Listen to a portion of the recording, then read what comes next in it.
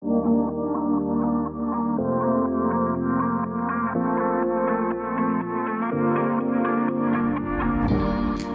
Rose, in true Shayna fashion, as you are driving to High Point last month. That was last month now, right? Yep. Oh, dear. Driving to High Point, you have how many hours in your car? And of course, I start getting the string of short little email ideas and that we were going to chop through on this podcast.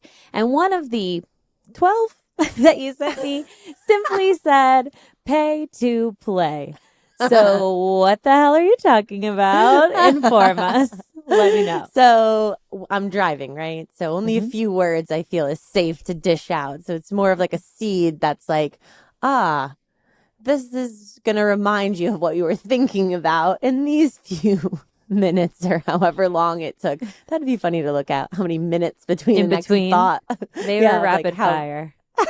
They were rapid fire. So I was like really thinking about these things quickly, but it's funny because then we debriefed, and I guess the ones that stuck were the ones that I actually thought about for a long while. So I must have been like rapid fire, and then okay, here's a mind sesh for myself. And this one made the cut. So this one made the cut along with opportunity, along with here we go. Dun, dun, dun, dun, you're gonna go create your own opportunity. Like I'm pepping myself up. Yeah. Okay. Also, because you and I both know, but now everyone's gonna know, we're doing a very high level of investing inside of our own company foundation. Oh yeah. Stop, I'll start crying. All of the costly lessons of hiring and training and company overturns and 2-week notices and growth and shall I digress? It's bleeding us dry. Human error, accountability. Technology. Did you say that? Oh God, bugs. Cha-ching, cha-ching, cha-ching, cha-ching, cha-ching, cha-ching. Like dollar signs are popping up on the screen. Yes. So a new foundation for myself in managing, the finances. If there was one thing I would ever love to relinquish in my life, would be to not have to worry about the money and just creative and strategy and all the things and delegate that bad boy 100%. But anyway, you know what? You're always going to want that final. That's you. You're final or as a checks knowledge. And balance, not as a true responsibility. Yeah, I just mean like big corporate picture. There's hundreds of employees. We're up there leading the show. Like I don't like someone else. Yeah. Some venture capitalist guru guy worries about investors' money. All the I don't want to be that, just let me know what budget I have. Sure, I can control that. I don't want to worry about the rest. Okay. So anywho, pay to play mentality. I'm continuing the pep talk in my head. So we're going to go make our own opportunity. We're doing all this investing, but it's all worth it. And we're ready to push to the next level. And this is where my brain is going inside it for ourselves. But it's all necessary. It's all required. This is why people buy a franchise, because there's value in the documentation, the creation of strategies, in everything that is involved, that is not billable until you truly bring that foundation. Then, of course, yes, there's always enhancement. We've talked to people. I mean, Luann's episode, we can tag that in. Luann's episode where she was going on about how her first company was that franchise and she was given everything and all the foundation, but of course they were always enhancing and tweaking and working on it. But the build of that is like, right. I mean, as we know, it's okay. So we're 5 minutes and 37 seconds in that I'm counting, and you have yet to actually define pay to play. So let me play my role. I thought do a little translation here. No, because I know what it means to you, but really, I think if I was trying to like boil it down to a little sound nugget, you're just saying, in business, as a business owner, as a growing business, you are always going to have to invest back into this sucker. And I think that's one of those like hard truths that many business owners, especially early in the journey, probably don't want to hear because they're like, oh, at some point it's going to taper off. If I do this now, I won't have to do it again. And you're saying to play this game, you got to pay. Yeah. And continue to invest. Yes, thank you, Evelyn, No who problem. always That's what I'm here knows for. how to take us out of the abyss and center us in. But yes, you know, my brain is spiraling all over the place. And so when I'm spiraling, we often do this exercise in the live that we're doing now, which is, this is what I'm talking about. But yes, and there's different levels. And in the beginning, you know, it's the heaviest. At least in our experience. Right. That's what it is. And especially now knowing what we know and trying to help these designers like do things in the quote unquote right order. Right is subjective, you know, but helping people get their ducks in a row first rather than trying to wrangle the ducks later. I think, up front, it's going to feel a little bit heavy because you're doing all this work that sets you up long term for success and to taper, to spend less later down the line. Yeah. So let's talk about specific. I mean, I know what it's felt like for us. You know, it was a slow financially. Now we're talking about the money. I think this conversation is really just turning into a money conversation at this point. And also alignment. Sorry. I just really like it. I just love it. And, you know, how this bad boy and how if you're self-investing, you know, how this could feel or, you know, our perspective of that and our experience, even though you would have thought I would have learned from round one, but realistically, we've never gotten, I think the turning point for us when we got to about like 20 employees, we started like feeling a very massive shift of issues and and I never got there in company one. So it was a new one that happened in company two. Right. And so now we have all these lessons that now that we're a company of like what, 30? I haven't counted. It's terrible. We have 42 company emails, but I feel like there's a couple in there that are duplicates. So 100%. I think we're closer to the 30 mark right now. Really know this. Don't judge us, really people.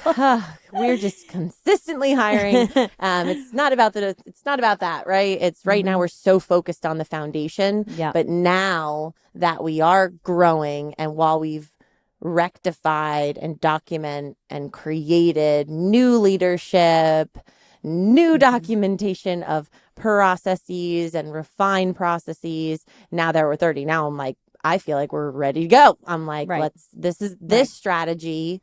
I don't know. My assumption is though, that this strategy would comfortably, if all the leaders work out, but the leader roles are defined. So it doesn't even matter if the people don't work out. And the foundation is built. So moving someone into that role becomes easier than really trying to forge that role.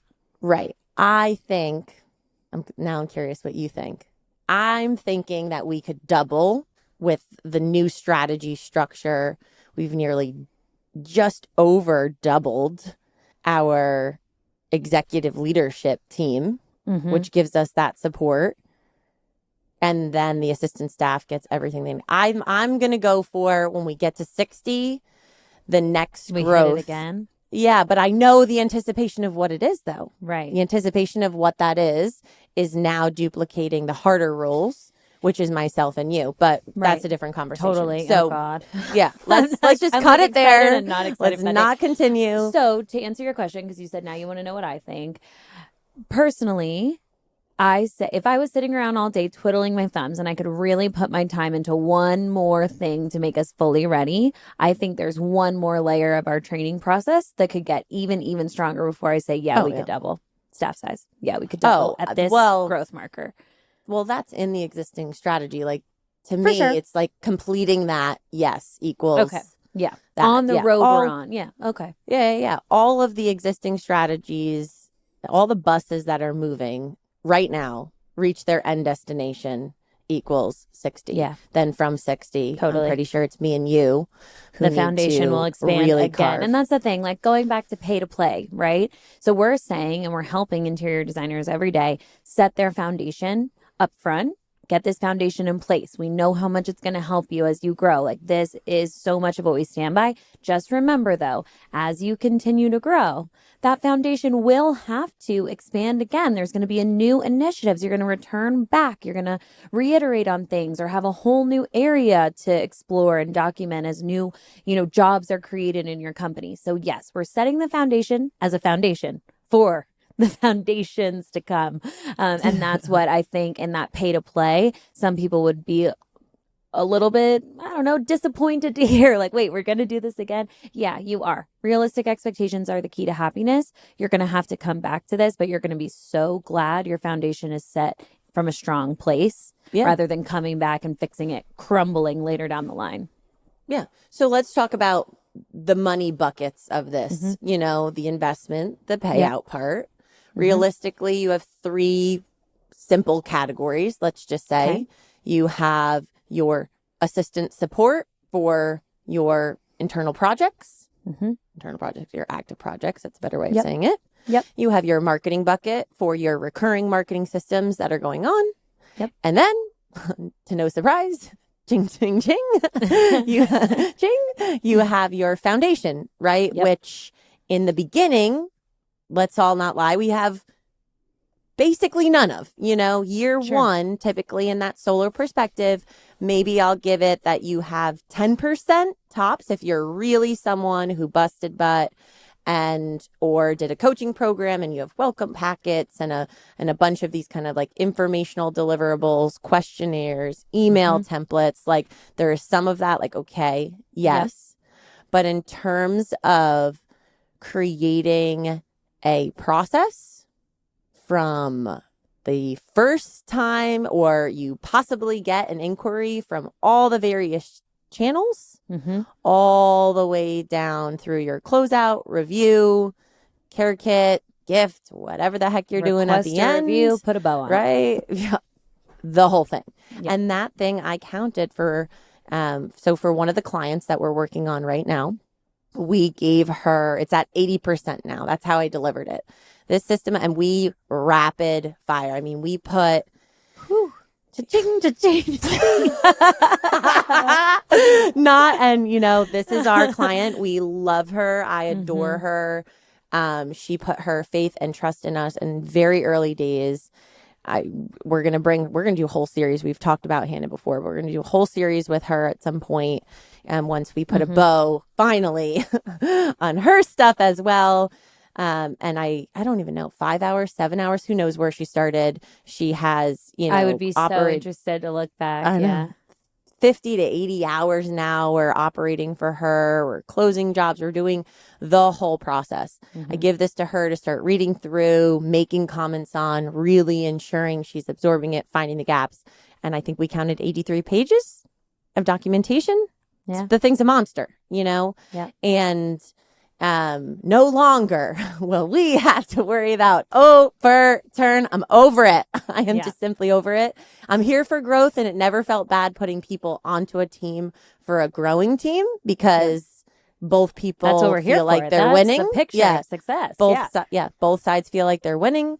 But in this kind of chaotic year that she also had many, many shifts going on, we both felt it. And I also felt, as you know, that we needed to take accountability. Yep. And even though I didn't know what I know now, she's been with us for so long. And I just felt like we owed it to her, to put that investment in. So yes, it's been heavy for us. It's been heavy for some levels of accountability of repair. And now you guys will get the gift, everyone listening, for how to save some time, possibly years of life, gray hairs, all the things, or to really slowly invest in this foundation. And really I mean that wholeheartedly. Like, as soon as you're profitable, you are investing on a consistent way into the business. It needs to be a financial bucket. Amen. Preach it. Keep going. But what that will allow is that instead of cha-ching, cha-ching, cha-ching, we're working on 83 pages right now because it's crucial, is as these processes are developed, they're being documented in time so that you don't have this massive project down the line of going back and wringing your brain for how all these things have been going. As they are created, they are documented so that as they are perfected, they can be tweaked. And as they are evolved, it can grow and it will become 83 fabulous pages over the course of your business journey, as opposed to the weight of how it feels, which we can speak to because we've just been going through it on behalf of a client. When you need it and you need it now, it's not what we want for you. Yeah, think about this. I mean, we talked about this, me and Hannah, she was like, so, what's the strategy? And I actually love that she asked this. Like, she was actually trying to think how many pages a day, and we were kind of calculating time and even thinking about 80 pages or whatever the case may be. You're really talking 3 months to commit to a page a day reading through. And just to remind anyone out there who hasn't seen a system of procedure, a page has a bunch of links on it that are redirecting you to open another page.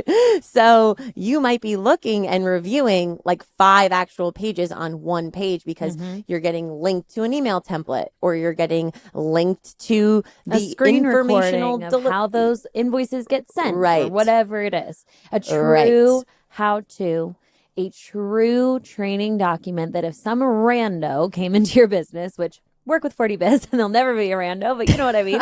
A total rando comes into your business and they could actually take something off your plate on day one. That's what this document needs to be. Yeah. Even if it took them a little slower because they're using this thing as a checklist. Who freaking cares if it gets done and it gets done correctly? And not by you. Little bit of, here's 10 minutes deduction off your time log. Thanks. It's perfect. Let me just shave a little time because you're going to get faster once you don't have to read the manual as you're executing. That's the logic. So very exciting. So, but let's think about it, right? It took us between 73 and 125 hours. I don't truly know it. We can really carve it back. I just know that I gifted her like 76 hours. Right. So anyhow, huge. And that's at 80%. Right. We flew through that. I would say that's us flying for like 3 months, like chaos, but we knew her business, right? So that's the differential. We didn't need her at all to get it to that. Right. So that's 3 months, 73 to 125 hours, somewhere in this, no meeting. So no extra time for us to actually learn the business. Now it's going to be 3 months if she commits to a page a day to review and comment. And then if we consistently followed exactly what she was doing, another 3 months to go in, read her comments, and refine and enhance from there. And that was us flying in those 3 months, a huge chunk of hours. So if anyone wants to convert, I mean, we could do that now. If you were really coming to work with us and committing an hour a week simply to working with the executive team to support this level of documentation. So that's 48 hours in a year. So on the high side, that is taking us 2.5 years to fully document your business, plus another half year to do a review and a hand. That's 3 years if you invested 1 hour a week to building a business. And you know what? Hell yeah, 3 years. Hell yeah, 3 years. Because if I freaking knew that, we would have cut out 2 years. We would have cut and saved 2 years if I knew that now. Let our learning curve be your launch pad. Oh, that would have followed our growth trajectory to the point that when we hit 20, we never would have had this kind of blimp of 2025. Truly was a test of all tests. I mean, would you agree? You said to me on a call, you were like, honestly, I don't think it could get worse. I mean, there were a lot of things going on. I can't remember what you were actually trying to profile, but it was just like, this is the most you've ever hit this dealt critical with. point where the number of clients that, of course, client satisfaction is always going to come number 1, 2, and 3 for us, but so is our team. Number 1, 2, and 3, we put equal priority. And it just came to this point where our growth in clients and our growth in employees made it such that it wasn't even 1 or 2 jobs anymore to make sure everyone that needed checking in on was being checked in on. Everyone that needed follow-up was being followed up with. Everyone who needed to be trained was getting trained well. And every new client who needed to have a high touch was getting high. We just had this moment where it was like, oh, yeah, okay. And we Here had we to go. go from 2 to 6, 2 to 6 in terms of leadership structure, which Checking spiraled my brain. I mean, I changed that bad boy strategy before it was even fully executed, like maybe genuinely 3 times. Yeah. I mean, like they were all pieces of the like it kept me to like do a dump, get it out there. Okay, wait, I'm going to refine that dump. This person didn't work. Absolutely not. See you later. And learn something from that. But it only took me 2 weeks to identify that shift. And then I was like, okay, restructure. Then I'm looking internally, really analyzing who we have, challenging my thought process for who these roles were and what they were doing. And then we had the conversations with the right people, brought people up from under very quickly, some big jumps happening. And now we're executing. We're through our 80% full documentation, kind of training and bringing people in, and we'll never go through this again. I say hallelujah. So I'm pulling, if you're watching the video, I'm literally over here physically actually pulling my hair out while I'm talking about physiological. this. I'm embodying it. Yeah, I'm embodying it. But I just mean it so hardcore. 3 years, if you haven't done this in your early days, holy moly, invest right now in the foundation of your business. Even at a time. Even before you're not ready to invest financially, invest in your time. That's milestone 1. Milestone 1 is investing the pay to play mentality for you and your time. That's you are the marketing vessel. You are the person who can start creating processes, creating deliverables. It starts there. Then business is profitable. Yay. Congratulations. You're a real business. And your capacity is filling. Now, trigger point, you're ready to financially invest in your business. And personally, I would invest in the foundation of the business before I dropped that marketing bucket foundation because you yourself are the marketing vessel. Right. So that's already happening with you and yourself and your time. Yeah. So money goes into foundation.